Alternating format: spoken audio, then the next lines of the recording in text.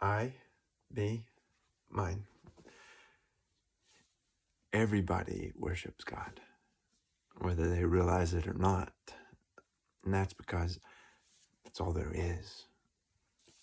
The only difference is how people see it. God is anything anybody could want. God is power. God is love. God is wisdom. But most people, they don't understand this triune nature. So one will see power and affluence and say that's God. Another person will see love and beauty and say that's God. Another person still will recognize wisdom and intellect and believe that they've found God.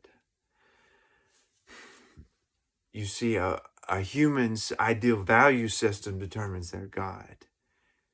And when their consciousness expands, then God expands with it. So what a human might recognize as God today might not be God tomorrow. Think about all the different countries in the world. They're all in different geographic locations, and so they're all seeing God from a different point of view.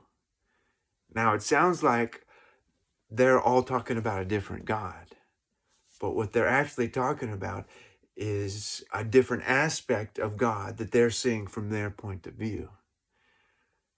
Now, as humans tend to do, we begin to believe that that specific aspect that we're seeing is all that there is to God. So we have all these different countries seeing a different aspect and calling that different aspect by a different name.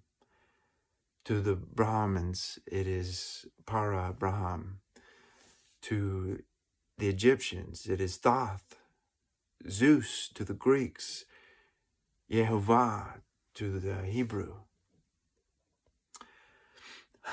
But when you put all these parts together, God is the cause that has no cause, the root that has no root, from which everything sprouts and grows.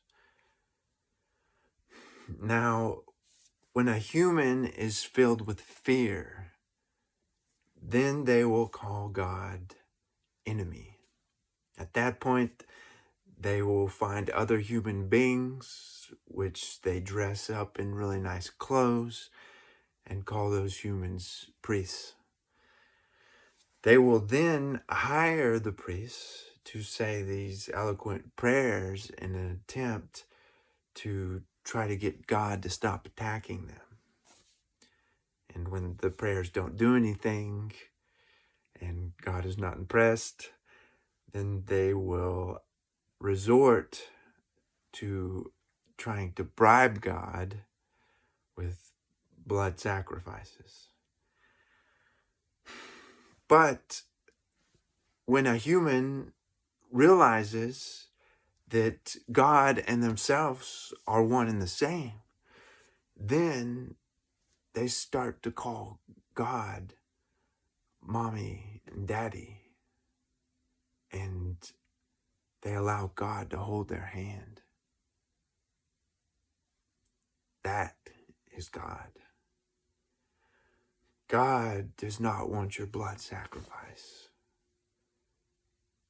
You are a priest to yourself.